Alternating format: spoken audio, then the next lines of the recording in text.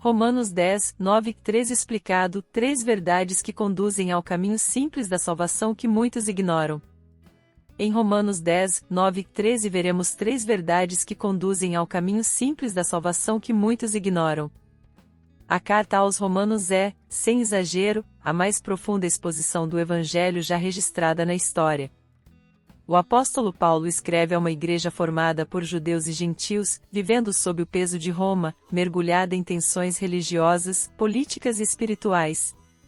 No capítulo 10, ele chega ao coração da mensagem: como um pecador é salvo. O povo de Israel buscava a justiça, mas procurava alcançá-la por obras, por méritos, por tradição, por desempenho religioso.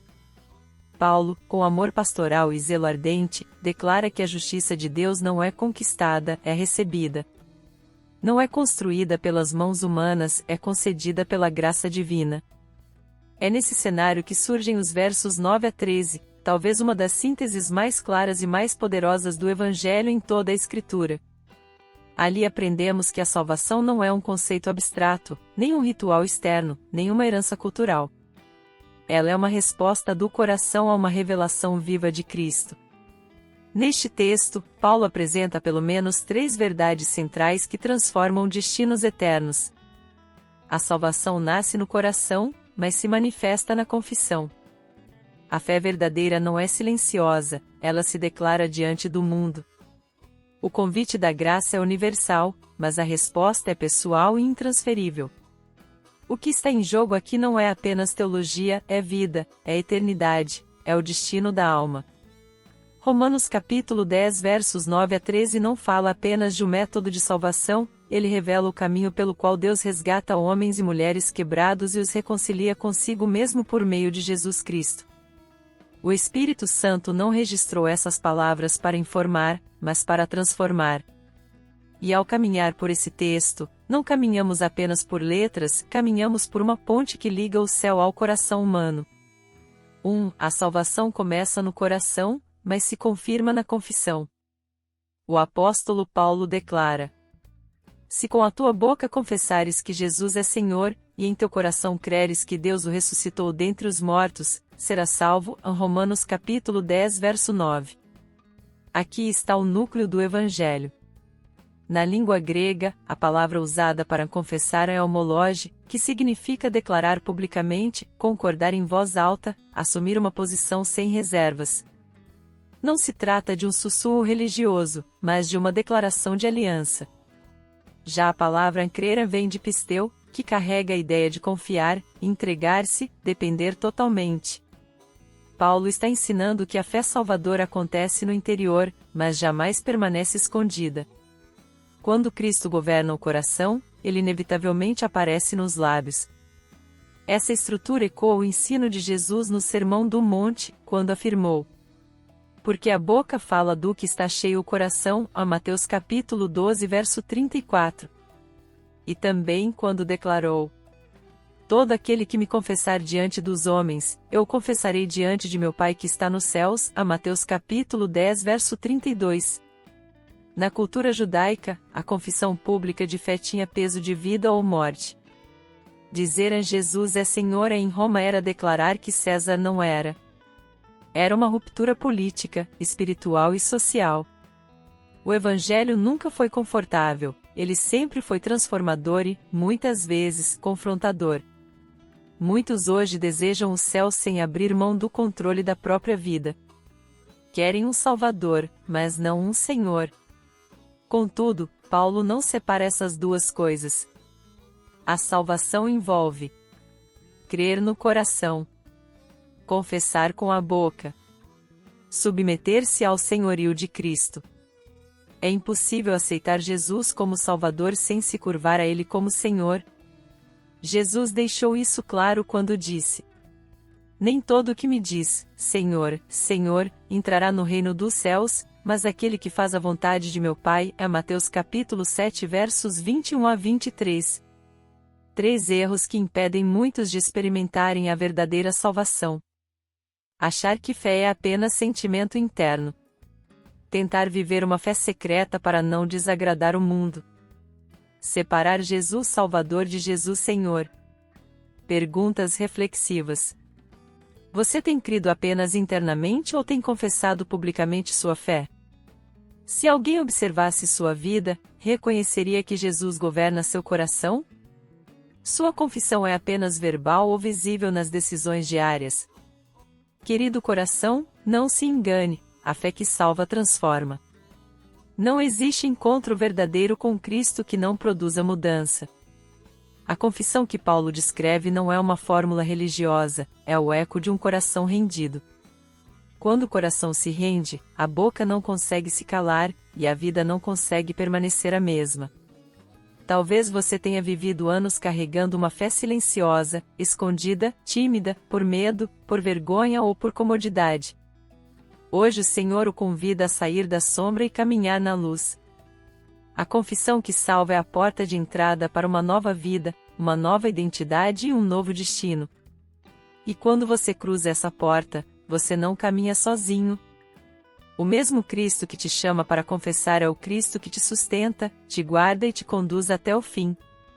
Antes de avançarmos para o próximo ponto, se este conteúdo já está falando ao seu coração, deixe seu comentário, curta este estudo, compartilhe com alguém que precisa ouvir esta mensagem e inscreva-se no canal para caminharmos juntos por mais verdades que libertam a alma. 2. A fé que justifica não é uma ideia, é uma entrega de vida. Paulo continua. Porque com o coração se crê para a justiça, e com a boca se faz confissão para a salvação, Romanos capítulo 10 verso 10. Essa frase é uma das mais preciosas da Escritura. Ela nos mostra que a fé não é um conceito teológico frio, nem uma herança cultural, nem uma tradição religiosa. A fé bíblica é uma resposta viva à graça viva. No texto grego, justiça é a palavra de kaios, que descreve a posição correta diante de Deus, não produzida por obras humanas, mas concedida por Deus como domingo. Paulo ecoa aqui tudo o que já havia ensinado no capítulo 3, quando declarou: Mas agora, sem lei, se manifestou a justiça de Deus, mediante a fé em Jesus Cristo, Romanos capítulo 3 versos 21 e 22. O coração é o centro da vontade, das decisões e das afeições.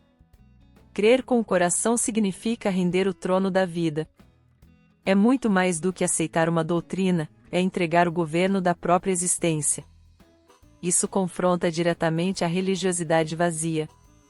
Muitos conhecem os termos do cristianismo, mas nunca entregaram o coração ao Cristo do cristianismo. Jesus ilustrou isso na parábola dos 2 filhos, quando um disse que obedeceria, mas não foi, e o outro disse que não iria, mas se arrependeu e obedeceu, Mateus capítulo 21 versos 28 a 32.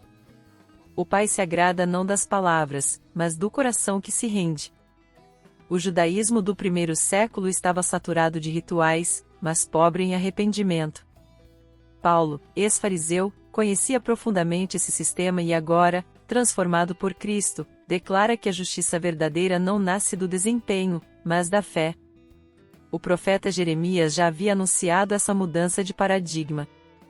Porei a minha lei no seu interior e a escreverei no seu coração, em Jeremias capítulo 31 verso 33. A nova aliança não é escrita em pedra, mas no coração. 5 verdades sobre a fé que justifica. Ela não depende do passado da pessoa. Ela não exige perfeição, mas rendição. Ela não nasce do esforço, mas da graça. Ela não permanece oculta, ela transforma. Ela produz uma nova identidade diante de Deus. Há pessoas que frequentam a igreja há décadas, mas nunca entregaram o coração. Conhecem os cânticos, os textos, os rituais, mas ainda governam a própria vida.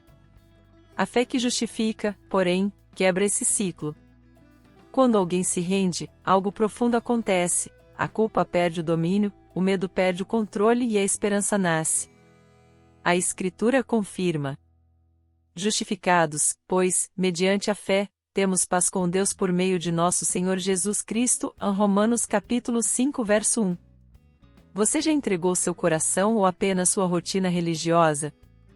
Sua fé tem produzido paz ou apenas obrigação? Quem governa, de fato, as decisões da sua vida? Meu querido irmão, minha querida irmã, talvez você esteja cansado de carregar o peso de tentar ser bom o suficiente. O Evangelho não te chama para ser forte, ele te chama para se render. O céu não se abre para quem performa melhor, mas para quem se lança nos braços da graça. Deus não está procurando religiosos impecáveis. Ele está procurando corações quebrantados. Um coração rendido vale mais para Deus do que 1000 promessas vazias. E quando você entrega o coração, ele te entrega uma nova história. Talvez hoje seja o dia em que você pare de apenas frequentar a fé e comece a viver a fé. 3. O convite da graça é universal, mas a resposta é pessoal. Paulo proclama com autoridade e ternura. Pois a Escritura diz: todo aquele que nele crê não será confundido, porque todo aquele que invocar o nome do Senhor será salvo. Romanos capítulo 10 versos 11 e 13. Aqui o Espírito Santo escancara o alcance da salvação. A expressão grega usada para todo aquele é pasro, que significa sem distinção, sem exceção, sem barreiras. Não existe categoria social, raça, passado, fracasso ou pecado que esteja fora do alcance da graça. O convite de Deus atravessa muros, religiões, culturas e histórias pessoais. Paulo, intencionalmente, destrói qualquer tentativa de elitizar a salvação. Ele afirma: porquanto não há distinção entre judeu e grego, pois o mesmo é Senhor de todos, rico para com todos os que o invocam. Romanos capítulo 10 verso 12. Esse ensino confronta diretamente tanto o exclusivismo judaico quanto o orgulho religioso humano. A salvação nunca pertenceu a um grupo privilegiado.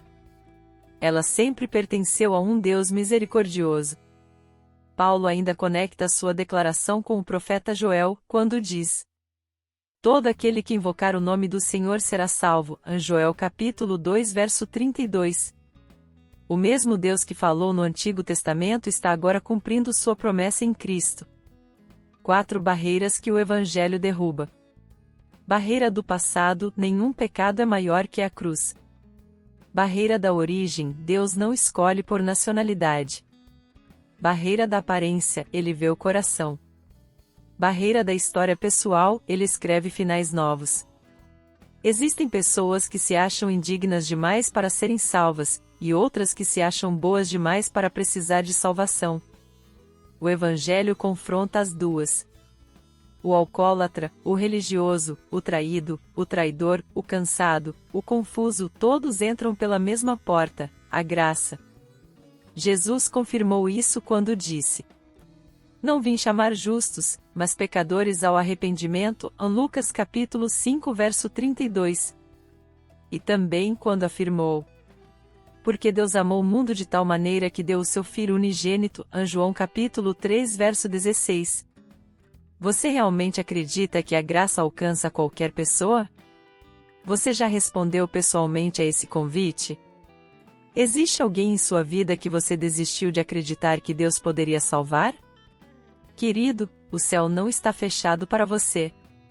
A cruz não foi levantada apenas para os fortes, mas para os quebrados. A graça não é prêmio para quem merece, mas remédio para quem precisa. Talvez você tenha carregado vergonha por anos, achando que Deus já se cansou de você. Mas a Escritura diz que Ele é rico em misericórdia. Ele não apenas perdoa, Ele restaura. Ele não apenas acolhe, Ele transforma. E agora, meu irmão, minha irmã, perceba o peso desta verdade: a graça é universal, mas a decisão é pessoal. Ninguém pode crer por você. Ninguém pode se render por você. Ninguém pode invocar o nome do Senhor no seu lugar. O convite está feito. A porta está aberta. O tempo é agora. Hoje caminhamos por verdades que não apenas informam, elas decidem destinos eternos. Aprendemos que a salvação começa no coração, mas se confirma na confissão. A fé que justifica não é uma ideia religiosa, é uma entrega de vida. O convite da graça é universal, mas a resposta é pessoal e intransferível. Romanos capítulo 10 versos 9 a 13 não nos apresenta um caminho complexo. Pelo contrário, revela um Deus que se aproximou de nós, que abriu seus braços na cruz e que agora chama cada ser humano pelo nome. A confissão que salva não exige erudição, posição social, desempenho religioso nem passado perfeito. Ela exige apenas um coração quebrantado e rendido a Jesus Cristo. E agora, permita-me falar ao seu coração. Quantas vezes você ouviu essa mensagem? Quantas vezes adiou essa decisão? Quantas vezes prometeu que faria isso a mais para frente? E se hoje não houver mais para frente? A Escritura diz: eis agora o tempo aceitável, eis agora o dia da salvação, 2 Coríntios capítulo 6 verso 2.